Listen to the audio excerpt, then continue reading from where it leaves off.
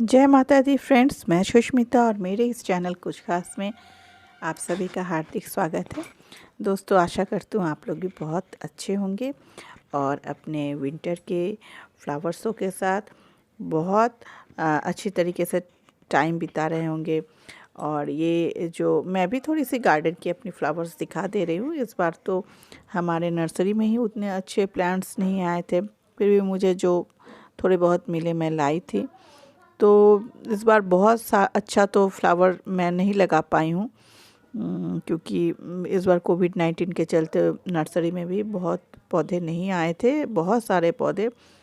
तो खैर जो भी है मैं दिखा देती हूँ, देखिए। और साथ ही साथ थोड़ी बातें कर लेती हूँ ये कि अभी तो देखिए फरवरी का मंथ आ रहा है दोस्तों, फरवरी का मंथ आ चुका है और हमें गर्मी के पौधों को फिर लगाने का समय भी वक्त भी आ गया है कि अभी अगर हम गर्मी के पौधों को अच्छी तरीके से रिपोर्ट कर ले या फिर उसे अच्छी तरीके से कटिंग से लगा ले, तो उससे क्या होगा कि हमारी जो टाइम गर्मी के टाइम में फ्लावरिंग जो है ना, वो अब मतलब एकदम जो गर्मी के शुरुआत में ही बहुत अच्छे फ्लावरिंग होने शुरू हो जाएंगे। तो यही एक ऐसा टाइम है कि जब आप अपने पौधों को, गर्मी के जो मौसम के पौधों को हैं, उनको आप रिपोर्टिंग कर सकते हैं। और इसीलिए अभी हम लोग क्या करते हैं कि ठंडे के मौसम में जितने भी पौधे थे गर्मी के, उसे हम लोग एक साइड में करके रखे थे जिन्हें रिपोर्टिंग करनी थी। अब मैं आज उसे ही रिपोर्ट करूँगी और उसकी कटिंग से भी लगाऊंगी, किस तरीके से जो बहुत इजी हो, शॉर्ट वे से हो, उस तरीके से करूँगी। ये मेरा कॉलीफ्लावर, इस बार मैंने कॉलीफ्लावर भी लगाए दोस्तों। और टमाटर हुए हैं, देखिए बहुत टमाटर हुए हैं और भी बहुत सारे पौधे। तो इस दोनों में बहुत सारे लगे हुए थे, मैंने इसी के पिक्चर दिए। साथ में बहुत कैप्सिकम के भी पौधे हैं, बगल में आप पत्तियाँ आपको दिख रही होगी। तो ये देखिए, ये पोर्चुला का है और इसे मैं रिपोर्टिंग करूँगी बहुत इजी वे से, क्योंकि इस वक्त क्या होता है ना दोस्तों, जो फरवरी के मंथ में इस समय इसे भी रिपोर्टिंग करनी पड़ती है। गर्मी के पौधों को भी देखभाल थोड़ी करनी पड़ती है, साथ में साथ विंटर के भी पौधे रहते हैं, तो प्रेशर थोड़ा ज़्यादा रहता है। इसलिए मैं इजी वे से करूँगी ताकि मेरे दोनों काम निकल जाए, मेरी रिपोर्टिंग भी हो जाए और क्या होगी कि और जो इससे कटिंग से भी पौधे में लगा दूँगी। अब इसे बाहर निकाल के एक एक करके पौधे हटाकर लगाना मेरे लिए उतना संभव नहीं था, क्योंकि मुझे ठंड के भी मौसम लगाने पौधे को भी देखभाल करनी पड़ती है। तो ये देखिए दोस्तों, अब इसमें ग्रोइंग सीजन आ रही है, इसकी पत्तियाँ, इसके फ्लावर्स भी आने शुरू हो गए। तो बस आप समझ जाइए कि अब इसे अब ये अपने सीज़न के लिए तैयार होना शुरू किया है। तो अब इसे भी थोड़ी केयर चाहिए। देखिए पड़ी हुई थी साइड में, तो लेगी सी हो गई है। जस्ट इसे पानी ही मिलता था और तो कुछ नहीं मिलता था, लेकिन अब इसे सब कुछ मिलना ज़रूरी है ताकि वो फ्लावरिंग अच्छी तरीके कर सके। तो सबसे पहले क्या करना है कि इस जो लेगी वाली जो पोर्शन है, मैं उसे हटा दूंगी और उसे हटाने के बाद एक कटिंग वहाँ जाएगी। सेकेंड कटिंग फिर मैं करूँगी। सेकेंड कटिंग में उसमें मैं फिर उसको रिपॉट करूँगी एक दूसरे से पॉट में। तो ये वाले स्पॉट में देखिए, ये जाली वाले पॉट हैं और बहुत इजीली अवेलेबल हैं, आपको बहुत सस्ते में मिल जाएंगे।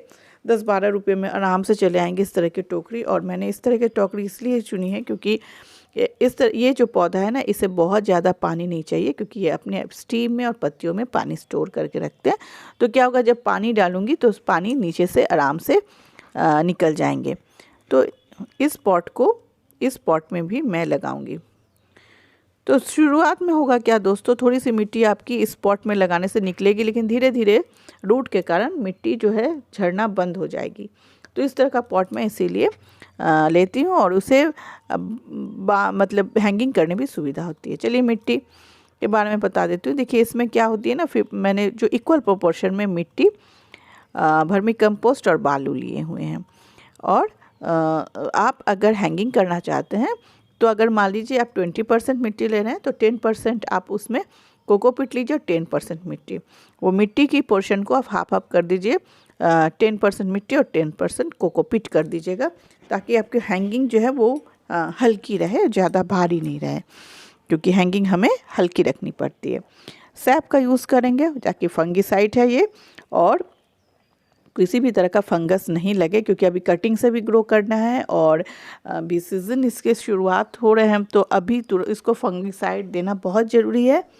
तो मेरे पास सैप देखिए ख़त्म हो गया, झाड़ झाड़ कर निकालना पड़ रहा है, सैप भी मुझे लाना है। तो इस तरीके से आपको सैप क्या करना है, या फिर किसी भी तरह के फंगिसाइड है, नीम खली वगैरह का भी आप यूज़ कर सकते हैं।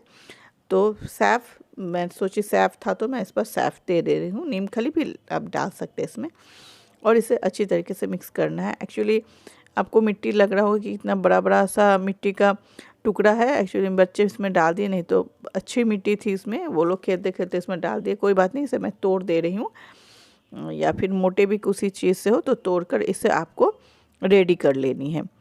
और ये मैं क्या करती हूँ, 2-3 दिन पहले से मैं रेडी करते रहती हूँ, ताकि प्रेशर ना पड़े, क्योंकि विंटर के भी पौधे को भी देखना पड़ता है ना। तो अब देखिए लेगी लेगी से जो रहेगी उसको फर्स्ट कटिंग मैं इसे हटा दूंगी, और इसे आपको फेंकना नहीं है, इसे आप अच्छी तरीके से किसी पॉट में रख के थोड़ी सी सरा के उसके बाद आप मिट्टी के साथ मिक्स कर सकते हैं। ये बहुत अच्छी खाद बनती है। और ये रही सेकंड कटिंग, इस कटिंग को मैं रखूँगी और इसी कटिंग को मैं फिर रिपोर्ट करूँगी, क्योंकि ये थोड़ी सी मोटी कटिंग होती है। लेगी वाली कटिंग भी आप कर सकते हैं, ये वो भी ग्रो कर जाएगी, लेकिन पतली वाली कटिंग से थोड़ी सी मोटी कटिंग लगाने से ज़्यादा अच्छा रहेगा। और अगर आप चाहे तो आप जब कटिंग लगाए तो उसे आप जो रूटिंग हार्मोन है उसमें डीप कर सकते हैं। ये ऐसे रूटिंग हार्मोन के बिना भी बहुत इजीली लग जाती है। मिट्टी से पॉट से मैंने निकाल दिया है, और ये देखिए मिट्टी बहुत पतली सी लेयर है मिट्टी की। अब आपको क्या करना है, ये जो रूट बाउंडेड है बिल्कुल, तो इसे आपके जो रूट है वहाँ से आपको इसे हटाना है, यानी कुछ रूट आपको यहाँ से हटा देना है। बहुत पतली सी है तो कोई भी नुकीली चीज़ से आप इसे खरोच खरोच कर इसके जो है रूट को हटाते जाइए। और ये जो रूट हटने के बाद इस मिट्टी को आपको फेंकना नहीं है, इस मिट्टी को आप रीयूज़ कर सकते हैं, या फिर इसी पॉट में, नहीं तो फिर दूसरे पॉट में। ये देखिए, और मिट्टी जो है कितनी भुरभुरी सी मिट्टी इसकी रखनी पड़ती है, आप समझ ही सकते होंगे, बिल्कुल भुरभुरी मिट्टी है। बस ये रूट बाउंडेड होने के कारण ये बहुत ज़्यादा मतलब कॉम्पैक्ट है, तो इसे आपको धीरे धीरे ऐसे खरोच खरोच के निकाल देना पड़ेगा, और इसकी लेयर को ऊपरी जो सतह है उसको पतली कर देनी है। पतली करने के बाद दोस्तों इसे मैं ना थोड़ी थोड़ी करके पार्ट में इसको डिवाइड कर लूँगी पौधों को, ताकि इसको रिपोर्टिंग करने में सुविधा रहे। तो ये देखिए पार्ट के करके अलग कर दे रही हूँ, ताकि ये रिपोर्टिंग कर सकूँ फिर से। और दोस्तों अगर ये वीडियो आप मेरी पसंद आए तो सब्सक्राइब करना ना भूलें, मेरे इस वीडियो को लाइक कीजिए, कमेंट भी भेजिए। और देखिए इस तरीके से आपको धीरे धीरे अलग करके एक एक पार्ट में मैं कर लूँगी, ताकि मुझे रिपोर्टिंग करने में ज़्यादा समय ना लगे, वक्त ना लगे। अगर मैं पूरी एक एक करके पौधे हटाऊँगी दोस्तों तो उसमें टाइम भी बहुत लग जाते हैं। तो मैंने कहा ना अभी प्रेशर कुछ ज़्यादा रहते हैं, तो हमें शॉर्टकट में काम निकालना है, और वो भी काम जो है परफेक्ट निकालना। अच्छा थोड़ी थोड़ी पार्ट में इसीलिए और भी मतलब हटाना है कि देखिए इसमें जंगली पौधे बहुत हैं, तो उसे भी आप थोड़ी थोड़ी अगर पार्ट में हटा लें तो जंगली पौधे निकालने में सुविधा होंगे। और जड़ के साथ आप कुछ कुछ पार्ट को इसे हटाते जाइए इस तरीके से। ये देखिए इसमें जंगली पौधे, उसको हटा देना है। ये 2 पार्ट में मैं कर ली, और ये थोड़ी सी मिट्टी मैं इसकी हटा दे रही हूँ, और इस तरीके से ये दूसरे पॉट में रिपोर्ट करने के लिए रेडी हो गए। तो मैं तो इसी पॉट में रिपोर्ट कर दूंगी, और नेक्स्ट जो मैं जाली वाले दिखाई थी उसमें मैं कटिंग को ग्रो करूँगी।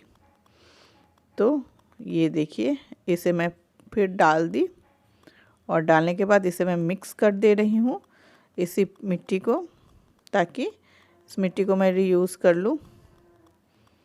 और अब क्या करना है कि आपको मिट्टी लेनी है, और फिर वापस उसी पॉट में कुछ मिट्टी आपको डाल देनी है, एक लेयर, थोड़ी सी पतली लेयर, बहुत ज़्यादा मोटी लेयर की इसे ज़रूरत नहीं पड़ती है। पौधे इतने अच्छे होते हैं ना कि इसमें बहुत ज़्यादा मोटी लड़की नहीं पड़ती, लेकिन हाँ जो चौड़ी मुंह वाली, बड़ी मुंह वाली जो पॉट है उस तरह का चुनिए, क्योंकि ये पौधा फैलता बहुत ज़्यादा है।